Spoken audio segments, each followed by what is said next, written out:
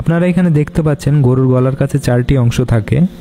এটা হলো কণ্ঠনালী, তারপরে হচ্ছে খাদ্যনালী, আর 2টি আর্টারি থাকে। কোনো মুসলিম যখন গরু জবাই করে তখন বিসমিল্লাহি আল্লাহু আকবার বলে শুরু করতে হয় এবং এটা আবশ্যিক। এবং গরু জবাইয়ের ছুরিটাও ধারালো হওয়া জরুরি। প্রথমে যখন গরুর গলার চামড়া কাটে তখন গরু ব্যথা পায় এবং তারপর যখন এই 4টি অংশ কেটে যায় তারপর থেকে সে আর ব্যথা পায় না। 4টি অংশ কি কি? একটা হলো কণ্ঠনালী, 2 নম্বর হচ্ছে খাদ্যনালী, আর 2টো আর্টারি। 4টি অংশ কেটে যাওয়ার পর ব্যথা করে না, কারণ ওই 4টি অংশ কেটে দেওয়ার পর প্রাণীটি তার জ্ঞান হারিয়ে ফেলে। কারণ ওই ভেনগুলি কেটে দেওয়ার পর অনেক পরিমাণ রক্ত বের হয় এবং রক্ত বের হওয়ার জন্য তার রক্তচাপের অনেক পরিবর্তন হয়, কিন্তু সেন্ট্রাল কর্ড অক্ষত অবস্থায় থাকে, তাই তার নার্ভাস সিস্টেম অ্যাক্টিভ থাকে। এদিকে গলার ভেনগুলো কেটে যাওয়ার জন্য ব্রেনে রক্তের প্রয়োজন হয়, ফলে গরুর ব্রেন তখন মেরুদণ্ডের মধ্যে থাকা স্পাইনাল কর্ডের মাধ্যমে হৃৎপিণ্ডকে সিগন্যাল পাঠায়, ফলে তার হৃৎপিণ্ড তখন খুব দ্রুত পাম্প করতে থাকে, অর্থাৎ দ্রুত রক্ত পাঠাতে থাকে।